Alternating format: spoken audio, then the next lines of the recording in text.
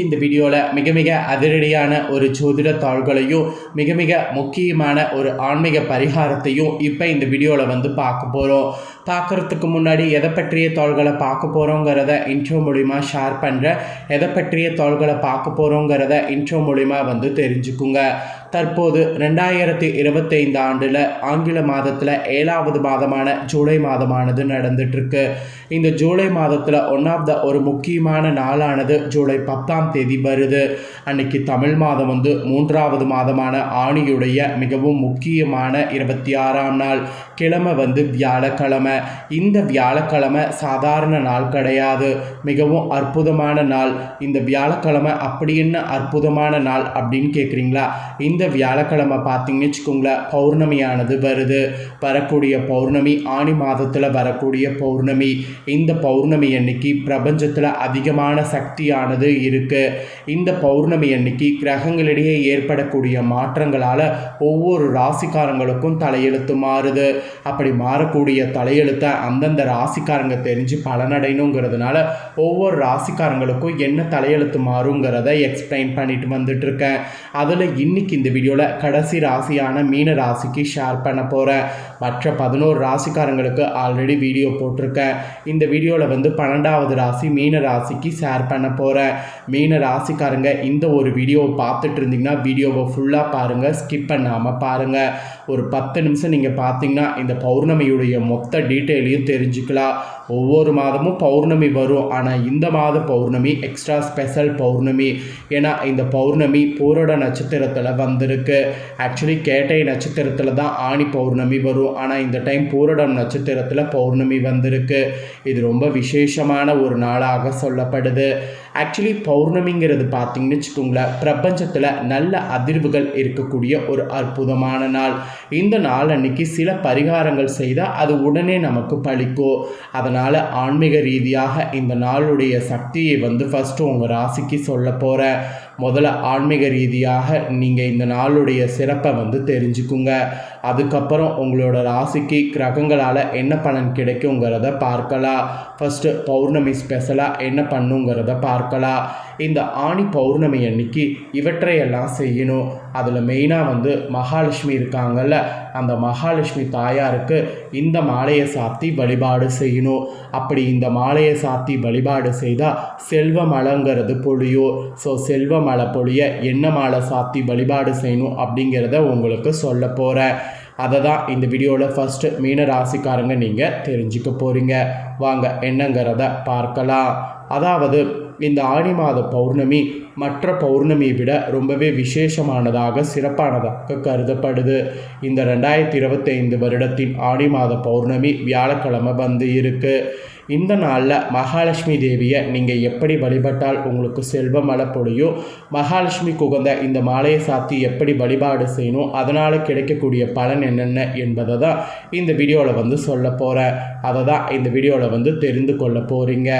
Actually இந்த ஆணி மாத பௌர்ணமி மட்டும் கிடையாது, எல்லா பௌர்ணமியிலுமே பொதுவாக நல்ல விஷயங்கள் வந்து செய்யலாம். அதுவும் இந்த பௌர்ணமியில் சில விஷயம் செய்யக்கூடாது. முகசவரம் செய்வது, முடி வெட்டுறது, மொட்டை போடுவது, நகம் வெட்டுவது இந்த மாதிரி கட்டாயம் செய்யக்கூடாது. முடிந்தவரை இந்த நாளில் அசைவம் தவிர்த்து சைவ உணவுகளை எடுத்துக்கொள்வது ரொம்பவே நல்லது. ஆக்சுவலி ஏன் அப்படி சொல்கிறேன்னா, பௌர்ணமி அன்னைக்கு பிரபஞ்சத்தில் சக்தி அதிகரித்து காணப்படும். இந்த நாளில் நாம் வேண்டக்கூடிய வேண்டுதல்கள் அப்படியே பலிக்கக்கூடிய ஐதீகம் இருக்குது. அதனால தான் பெரும்பாலான பரிகாரங்கள் பௌர்ணமி நாட்களில் செய்யணும், சில விஷயங்கள் கடைபிடிக்கணும் என்பது சொல்லப்படுது. உதாரணத்துக்கு பௌர்ணமியில் கிரிவலம் வருவது கூட அப்படி தான் ரொம்ப விசேஷமானது. ஏன்னா நிலவினுடைய ஒளி நம்ம மீது படும்போது நம்ம மனதில் இருக்கக்கூடிய சஞ்சலங்கள் யாவும் தீரும். அதனால் இந்த நாளில் முக்கிய முடிவுகள் எடுக்கக்கூடாது என்று கூறுவாங்க. அதே போல் பௌர்ணமியில் வீடு கட்டுறது, சுபகாரியம் செய்கிறது, வீடு புதுப்பிக்கிறது இந்த மாதிரியான சுப விஷயங்கள் செய்யலாம். மேலும் இந்த நாட்களில் மௌன விரதம் மேற்கொள்வது ரொம்ப நல்லது. எல்லாத்துக்கும் மேலே தேவையற்ற அசுப வார்த்தைகளை பிரயோகிக்கக்கூடாது. இந்த நாளில் சுப வார்த்தைகளை பிரயோகப்படுத்தணும். அப்போ தான் இறைவனுடைய அருள் நமக்கு கிடைக்கும். நம்மளோட இஷ்ட இறைவனை நினைத்து தியானலாம் மேற்கொண்டால் நம்ம ஒரு வருடம் தவம் செய்வதற்கு சமமான பலன் இந்த பௌர்ணமி பெற்றுத்தரும். இப்பேற்பட்ட இந்த பௌர்ணமி நாளில் காலையிலே வந்து எந்திரிச்சு வீடு முழுவதும் சுத்தம் செய்திருங்க. பூஜை அறையை சுத்தம் செய்திருங்க. அப்புறம் குளித்து நீங்களும் சுத்தமாகிருங்க. அப்புறம் நீங்கள் வாசலில் வண்ண கோலம் போடுங்க. தாமரை பூக்கோளம் இல்லைனா தெய்வீக கோலம் போடுங்க. ரொம்ப நல்ல பலனை கொடுக்கும் இந்த நாளில். அதுக்கப்புறம் மகாலட்சுமி உங்கள் வீட்டுக்கு மனமகிழ்ச்சியோடு வருவதற்கு உரிய எல்லா ஏற்பாடுகளையும் நீங்கள் செய்யணும். மகாலட்சுமியின் மனம் குளிர செய்ய அவங்களுக்கு பிடித்தமான இந்த ஒரு பொருளால் மாலையை கட்டி சாத்தணும். ஆக்சுவலி நல்ல வாசத்துக்கு பெயர் போன மூலிகை பொருளாக இருக்கக்கூடிய ஏலக்காய் தான் அந்த ஒரு பொருளாகும். சமையலுக்கு பயன்படுத்தக்கூடிய இந்த ஏலக்காயை பயனுள்ள வகையில் மகாலட்சுமிக்கு மாலை போல் ரெடி பண்ணி மஞ்சள் நூலால் கோர்த்து சாத்தணும். பின்னர் மகாலட்சுமிக்கு உரிய நெய்வேத்தியம் படைக்கணும். அதாவது இனிப்பு பண்டங்கள் படைக்கணும். கூட குத்து விளக்கு 2லேயும் 5 முகத்துலேயும் 5 திரியிட்டு நெய் அல்லது நல்லெண்ணெய் ஊற்றி தீபம் ஏற்றணும். அதே போல் என்னதான் குத்து விளக்கு காமாட்சம்மன் விளக்கு போன்றவற்றை ஏற்றினாலும் பௌர்ணமி அன்னைக்கு ஒரு அகல் விளக்காவது பூஜையில் எரிய வைக்க வேண்டும். அதே போல் தலைவாசலில் 2 அகல் விளக்குகளை இருபுறம் வைத்து 2 திரிகளை போட்டு தீபத்தை எரியவிட வேண்டும். இது எதுக்குன்னா குடும்பத்தில் இருக்கக்கூடிய கஷ்டங்கள் யாவும் நீங்கும். நீங்கள் நினைத்தபடி நடக்கும். கடன் தொல்லை தீரும். அந்த ஐதீகத்துக்காக தான் இந்த மாதிரி பண்ண சொல்கிறேன். அப்புறம் மாலை 6 மணிக்கு மேல் யாருக்கும் கடன் கொடுக்கக்கூடாது. அதே போல் கடன் நீங்கள் வாங்கியிருந்தீங்கன்னா அந்த கடன் தொகையிலேருந்து ஒரு பகுதியை இந்த தினம் 6 மணிக்குள் கொடுத்து விட்டுருணும். இதனால் விரைவில் கடன் அடையுங்கிற ஒரு ஐதீகமும் சொல்லப்படுது. இது போல் எண்ணற்ற பலன்களை தரக்கூடிய இந்த ஆணி மாத பௌர்ணமியை மீன ராசிக்காரங்க தவற விட்டு விடாதீங்க. சக்தி வாய்ந்த இந்த பௌர்ணமியை பயன்படுத்தி உங்களோட லைஃப்பில் முன்னேறுங்க. இதுதான் பௌர்ணமி பலன். இப்போ உங்களோட ராசிக்கு பௌர்ணமிக்கு பிறகு என்ன மாதிரியான விஷயங்கள் நடக்கும் அப்படிங்கிறத ஜோதிட ரீதியாக சொல்ல போகிறேன். மீனராசி புரட்டாதி 4ஆம் பாதம் உத்திராடதி ரேவதி இந்த நட்சத்திரத்தில் பிறந்தவங்க வீடியோவை ஸ்கிப் பண்ணாமல் பாருங்கள். ஸோ வாங்க உங்களோட ராசி நட்சத்திரத்துக்கு இந்த பௌர்ணமியிலேருந்து என்ன நடக்குங்கிற விஷயங்களை பார்க்கலாம். மீன ராசிக்காரங்களுக்கு இந்த மாதம் பௌர்ணமியிலிருந்து அனைத்து கிரக சஞ்சாரமும் உங்களுக்கு சாதக தரக்கூடிய வகையில் அமைந்திருக்கு. அதில் பொருள் சேர்க்கை உண்டாகும். விருந்து நிகழ்ச்சிகளில் கலந்து கொள்வதற்கு வாய்ப்பு இருக்குது. செவ்வாய் சஞ்சாரம் இடமாற்றத்தை ஏற்படுத்தும். எடுத்த காரியம் தாமதப்படுகிறதோ என்ற கவலை உண்டாகும். அந்த கவலை உண்டாகும் போது அதை பற்றி கவலையே படாமல் என்ன காரியம் தடைப்பட்டாலும் அதுக்கு காரணம் இருக்குங்கிறத புரிந்து செயல்படுங்க.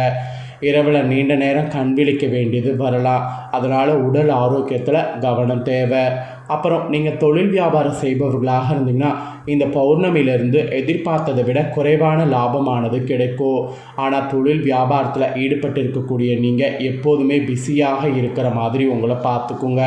செலவுகள் கூட அதை மட்டும் கண்ட்ரோல் பண்ணிக்குங்க. அப்புறம் உத்தியோகத்தில் இருப்பவர்களுக்கு இந்த பௌர்ணமியிலிருந்து கூடுதலாக உழைக்க வேண்டியது இருக்குது. அதில் கடன் விவகாரங்களில் கொடுக்கல் வாங்கலில் எச்சரிக்கை தேவை. மெயினாக கடன் விவகாரங்களில் அவசர முடிவு எடுக்க வேண்டாம். பொறுப்புகள் உத்தியோகத்தில் கூட கரெக்டாக மேனேஜ் பண்ணிக்கோங்க. இதை தொடர்ந்து குடும்பஸ்தானத்தை அதன் அதிபதி செவ்வாயே அலங்கரிக்கிற மாதிரி பௌர்ணமி இருக்க போகுது. இந்த பௌர்ணமி அந்த மாதிரி இருக்கிறதுனால இனி குடும்பத்தில் இருப்பவர்களால் இருந்து வந்த மன வருத்தம் உங்களுக்கு நீங்கும். வாழ்க்கை துணையுடைய உடல்நிலையில் நீடித்து வந்த ஆரோக்கிய குறைபாடெல்லாம் பூர்த்தியாகும். வீட்டுக்கு தேவையான பொருட்களை வாங்குவதன் மூலம் செலவு உங்களுக்கு கூடும். விருந்தினருடைய வருகை இருக்கும். ஸோ ஆக மொத்தம் உங்களோட குடும்பத்தில் பார்த்தீங்கன்னு வச்சுக்கோங்களேன் குதூகலம் ஏற்படுற மாதிரி சூழ்நிலை அமைஞ்சிருக்கு. அப்புறம் பெண்களுக்கு பயணம் செல்ல வாய்ப்பு நேரிடலாம். எடுத்த வேலையை செய்து முடிக்க காலதாமதமாகலாம். வழக்கத்தை விட கூடுதலாக உழைக்கணும். அப்படி உழைச்சினிங்கன்னா அந்த எடுத்த வேலை தாமதமாகிறது கொஞ்சம் சரியாகும். இது பெண்களுக்கு ஒரு எச்சரிக்கையாக சொல்லப்பட்டிருக்கு. அப்புறம் கலைத்துறையில் சேர்ந்தவர்களுக்கு சொல்லப்பட்டிருக்கு. கலைத்துறையில் இருக்கிறவங்களுக்கு இந்த பௌர்ணமியிலிருந்து வெளிநாடு வாய்ப்புகள் தேடி வரும். நண்பர்களால் இருந்து வந்த தொல்லைகள் தானாக விலகும். கண்கள் உபத்திரம் ஏற்படாமல் இருக்க கண்கள் விஷயத்தில் கவனம் தேவை. கலைத்துறையில் இருக்கிறவங்க உடலில் கண்களில் கவனமாக இருக்கணும். அப்புறம் அரசியல் துறையில் இருக்கிறவங்களுக்கும் உங்கள் கடமைகளை சரிவர செய்தீங்கன்னாவே இந்த பௌர்ணமியில் நன்மைகள் அதிகமாக கிடைக்கும். அறிவாற்றலும் செயல்திறமையும் கூடும். உழைப்பு வீண் போகாது அப்படிங்கிறப்பயே நீங்கள் எப்படி செயல்படணுமோ அந்த மாதிரி செயல்படுங்க. அப்புறம் மாணவர்களுக்கு ஃபைனலாக கல்வியில் வெற்றி பெற இந்த பௌர்ணமியிலிருந்து கூடுதல் நேரம் பாடங்கள் படிக்கிறது நல்லது. நீங்கள் நார்மலாக படிக்கிறத விட எக்ஸ்ட்ரா கூடுதல் நேரம் படிக்கணும், பொறுப்புகள்லாம் வந்து கரெக்டாக நீங்கள் வந்து செய்யணும். இந்த மாதிரியெல்லாம் நீங்கள் நுணுக்கங்களோடு செயல்படும்போது உங்களுக்கு நீங்கள் நினைத்தது நடக்கும். ஸோ இதுதாங்க பலன்களாக உங்களுக்கு குறிப்பிடப்பட்டிருக்கு. மீன ராசிக்காரங்க உங்களுக்கான பலன்களை தெளிவாக இந்த வீடியோவில் வந்து நீங்கள் தெரிஞ்சிருப்பீங்க. ஸோ தெரிஞ்சதுக்கேற்ப நடந்து பலன் பெறுங்க. நீங்கள் இந்த பலனை பார்த்து பயனடைஞ்சது போல் உங்கள் ஃப்ரெண்ட்ஸ் ஃபேமிலியில் இருக்கிறவங்களும் பலனடையணும் அப்படின்னு நினச்சிங்கன்னா வீடியோ லைக் பண்ணி ஷேர் பண்ணுங்கள் உங்கள் ஃப்ரெண்ட்ஸ் ஃபேமிலிக்கு. உங்கள் ஃப்ரெண்ட்ஸ் ஃபேமிலியில் இருக்கிறவங்களும் உங்களை போல் மீன ராசிக்காரங்களாக இருந்தாங்கன்னா இந்த பௌர்ணமி பலனை இந்த வீடியோவில் தெரிஞ்சு இதற்கேற்ப நடந்து பலனடையட்டும். மேலும் இதே போல் புதிய தகவல்களை தெரிந்து கொள்ள சேனலை சப்ஸ்கிரைப் பண்ணுங்கள், கூட பெல் பண்ண ப்ரெஸ் பண்ணுங்கள். வேறொரு வீடியோவில் வந்து உங்களை சந்திக்கிறேன். தேங்க்யூ.